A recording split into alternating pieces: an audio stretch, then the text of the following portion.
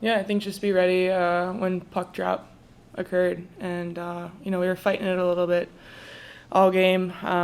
Nick Hensley played extremely well, but we just didn't find the back of the net soon enough. What kind of was the message in between periods? Just keep going.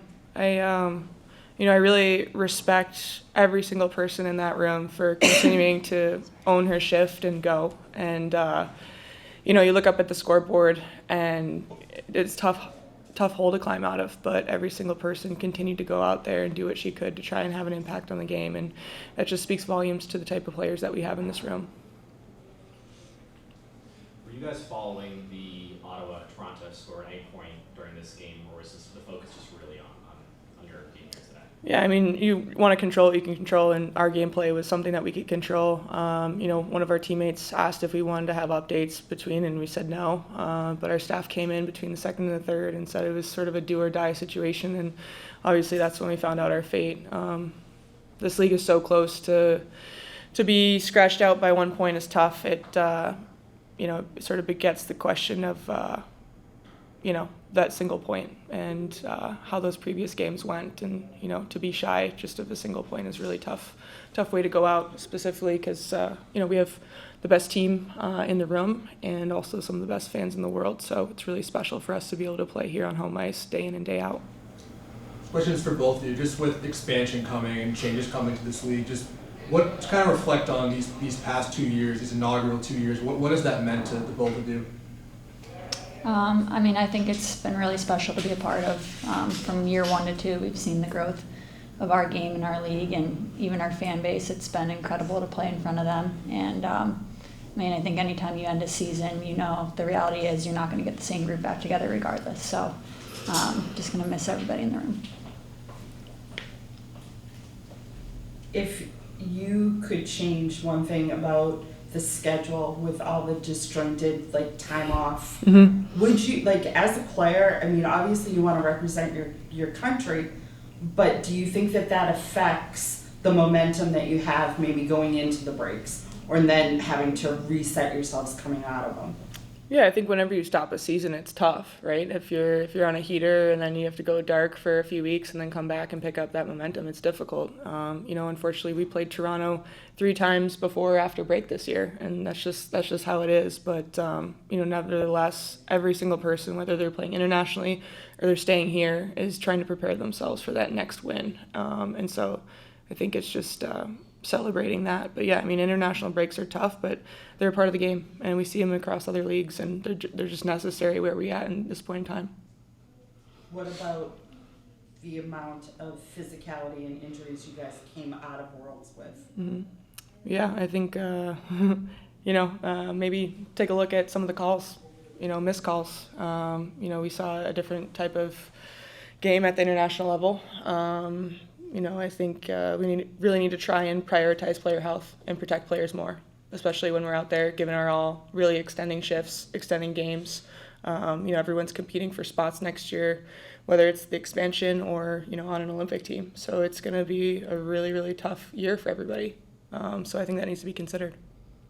Is that something when you start looking about the schedule for next year that you want to really focus on to make sure that this league doesn't fall apart based on the injuries, that you want to have everybody available? Yeah, you want everybody available when, Leaners is out for us. That's not ideal. But yeah, it's just, I think that's above our pay grade. But if anything, I would advocate for prioritizing player health and making sure player management's done correctly, because then you're going to have a great product on the ice. The fans are going to be happy. Everyone's going to be happy with that. But obviously, bumps and bruises are going to come along. It's just the game. Yeah. And, hockey players of any breed are the most stoic, so we're willing to play through everything, whether that's good or bad. As one of the pioneers of this league, do you have a voice to the league about scheduling, or is it something that they just kind of do on their own? I'm actually not on the PA anymore. I really wanted to take a step away and just focus here on Boston, and we have awesome representatives advocating for us, and I'm sure they're doing their fair share of trying to put player-centered policies forward. I think it's going to be tough with commercial travel and looking what schedules look like for next year. We got lucky this year going out to Seattle, having a pit stop in Minnesota on the way there and on the way back. But if we're playing a 2 or a 4 p.m. game in Seattle, the next day we get in, that's going to be really challenging. So we'll see how it goes. But at the end of the day, we're kind of all in this together. It's the first time we're doing this, so we're going to learn from it. And obviously, it's probably a bit tough to look back right now, but is there just any favorite moment from the season that sticks out for either of you? Favorite moment? What one? Favorite moment from the season? Oh. I can't think. Tough right now. Yeah. No, I think for me, more of like an aha was when we had our season ticket holder event, and we, almost doubled the amount of participation that one day that people came to watch our practice and sign things, and just being able to engage with fans. And that's why I say we have the best fans in the world, because it's just so fun to play in front of this crowd. They're with us, good or bad. They're in the boat rowing with us. So it's really special to be celebrated in that way and part of the city in that way. Speaking of fans, what did it mean to see how many stuck around until the end of this one? Yeah, I know. I was watching the stairs. But yeah, it's special. And, Digi got her first goal of the year tonight, and the fans erupting for her. I mean, that's just, they're with us. And, it just speaks to the culture here in Boston and what we're trying to build and the legacy that we want to be a part of. And so we're really fortunate to have the best fans. As the leaders, the both of you, you wear the C, you wear an A. What are you saying to your teammates after a heartbreaking loss like this that ends your season? I mean, sure. Obviously this hurt will last a while, but I think we have a lot of great memories and joy to take away. And once this fades away, we're going to remember all the laughs that we had in the locker room, all the adversity that we overcame as a group. It was a special group to be a part of, and I think just cherishing those moments. We're not going to play together again as a whole unit, so I think just remembering all the good times that we had. Yeah, I think just emphasizing just the sentiment. It's such a privilege to be in that room, and we have people coming from all over trying to accomplish the common goal, and to get that buy-in from day one is just outstanding, and it just speaks to the caliber and the character of people that we have on this roster. And Meg said earlier, it's tough when you don't get to celebrate that legacy. The only legacies that get celebrated are the winning teams, the championship teams. And so to see what some of our players went through this year, the adversity that they overcame, it's sad, it's disappointing that we didn't get a win to continue this story and carry it forward and celebrate those legacies. So it's really just, it's a privilege to be in that room. We're extremely grateful for the way everybody showed up and the way people carry themselves on a day-to-day basis. What went into the decision to start Frankel and then to pull her? Yeah, she's been our number one from day one. We wouldn't have been where we were last year or this year without her, and she's cleared to play, and so I think you got to go with your horse. And then, 3 quick goals in the first. Team needed a little bit of a shake-up. Sometimes it's not always on the goalie, and it's really unfortunate. Honestly, I felt terrible for Franks because, it's not the situation she wants to be brought into. Obviously, not having us be ready to go when the puck dropped. So being cleared to play and then actually being 100% are two different things. Mm-hmm. Did she feel that she was 100% healthy or just enough to go? My conversations with her, she was ready to go. Just kind of after such a tough start to the game, what was your message to the team in the locker room during intermission? I don't even remember now. Let me think.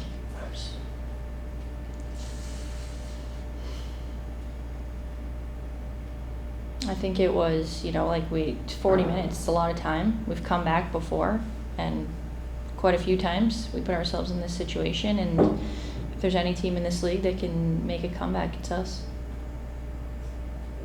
Coach, what has it been like just coaching this group? Obviously, changes are coming in the future. Just what has it been like kind of coaching this group for 2 years? Yeah, I think, it's always the hardest part. Sure, we're here to coach the game and we want to win, but at the end of the day, like, you're around 26, 27 individuals that are amazing human beings and that show up and work hard and have a smile. And, my little son comes into the rink every Wednesday and they're all like, Chris, and, they're on the ice skating with them. And so, the game is just a small part of a family that you create. And so it's been a tremendous 2 years with these players. And obviously with expansion and the unknowns, we have no idea. And so it's sad because you don't know who's going to be back in that room. And I think that was one of our messages, heading into the end of this stretch is kind of let's do this together, because we don't know what's next or who's going where and what's going to happen. And it's an honor to be a part of this league, to be a part of this team, and to represent the Fleet. And our fans have been absolutely amazing. And, the growth and the cheering just continues to get more and more here at Tsongas. And so it's been amazing to be a part of that and to be a part of some really huge crowds around North America the last 2 years. Hilary was mentioning to us that she really hopes this league will better prioritize just player health moving forward in terms of scheduling and how difficult that can be for a player to go through. Obviously, breaks can go next season, breaks this season they've gone through. What's kind of your evaluation of how just player health has been treated these 2 seasons of the league so far?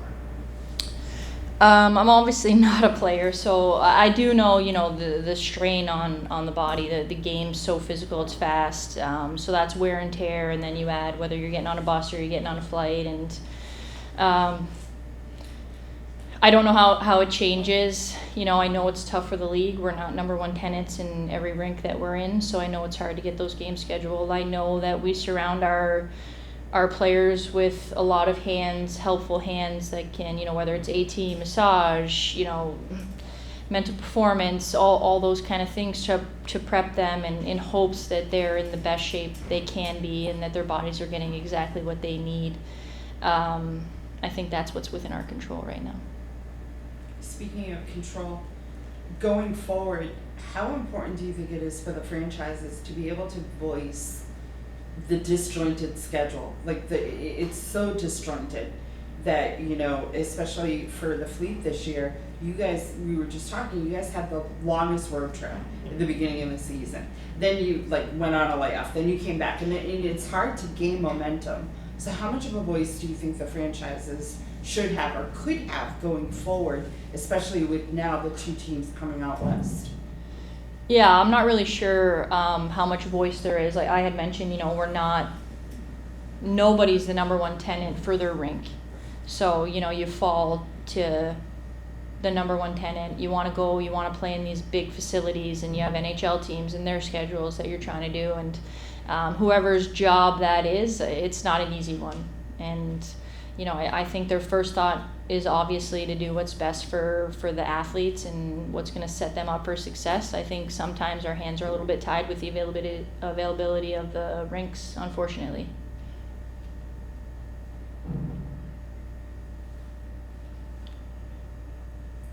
Any last questions? Thanks to you guys for being here all year. It's great. I love having these little chats. And sorry it came to an end a little bit sooner than we wanted it to. Thanks. Thanks, guys. Thanks.